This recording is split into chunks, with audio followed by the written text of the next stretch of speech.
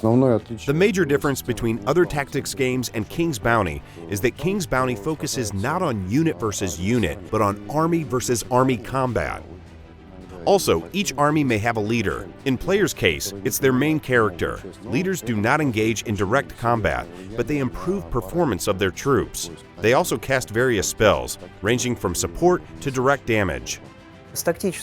Tactics-wise, the most important new feature of King's Bounty 2 is that we now have 3D arenas that allow players to use differences in height and various features of the land to gain actual tactical advantage. 3D arenas cause you to think differently, even about familiar units.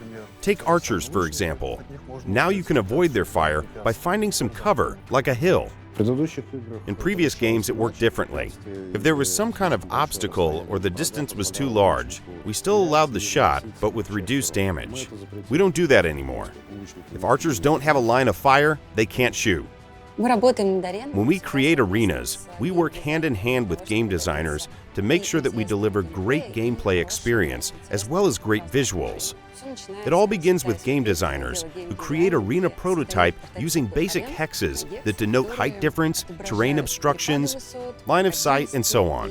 Otherwise, it's basically a blank that we need to dress up and fit into the environment. Sometimes it requires a lot of creativity because we can't deviate from the given prototype. But if we encounter some significant problem that we can't solve without deviating from the prototype, game designers are always willing to listen and work together to make sure that arena will be both interesting to play and look good. So we have a great teamwork. One of our most recent features is the ability to receive aid from allies in the battle. It means that if you complete certain quests, you get some additional troops for the duration of the battle. Of course, those troops depend on what faction you decided to ally with, what quest did you complete, and what moral choices you've made. For example, there's a quest about a gang at the old outpost. The player must pass through the outpost, and if they fulfill certain conditions, they'll get an allied unit that will spawn close to enemy archers and keep them occupied. So the player will get a tactical advantage and will be able to assault the bridge without suffering losses from enemy arrows. We try to make a rather flexible system because we want players to regularly change the composition of their army, taking specific units for specific fights to solve the tactical puzzles we've prepared for them.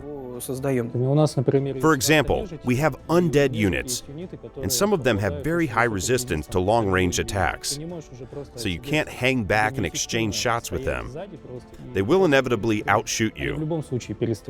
Before a fight begins, players will see the composition of the enemy army and can look up enemy stats, abilities, and so on. They can choose not to start the fight, change the composition of their army, and only then engage in battle. Undead belong to a different ideal than Nostria units, and they won't get along well. But sometimes they're very useful. For example, in the aforementioned outpost arena, if you don't have the ally unit, you should get as many skeleton archers as possible. With their resistance to long-range attacks, they will let you turn the tables on the bandits at the old outpost. From the very beginning, we've made a decision that units will improve over the course of the game, so players would be able to keep even their starting units for a long time, if they want to. To do that, we have the Battle Experience system.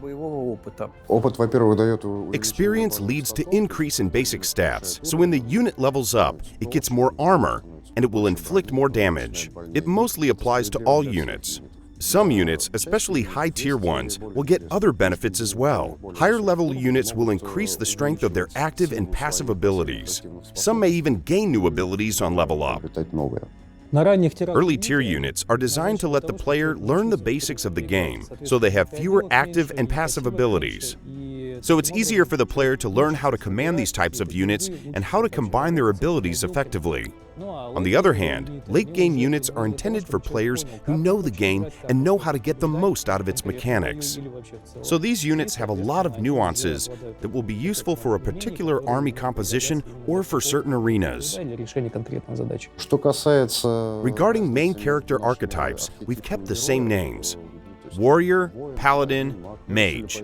But we've decided to shift the balance a little. Warrior gives his soldiers a huge boost to their stats, so each one of them fights much harder. Paladins prioritize quantity. They have very high leadership, so they can take more troops with them.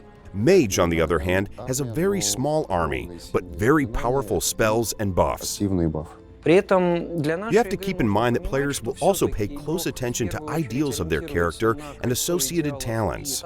So each one will end up with a rather unique combination of skills and abilities. One of the major new features is that mana became a limited resource, like gold.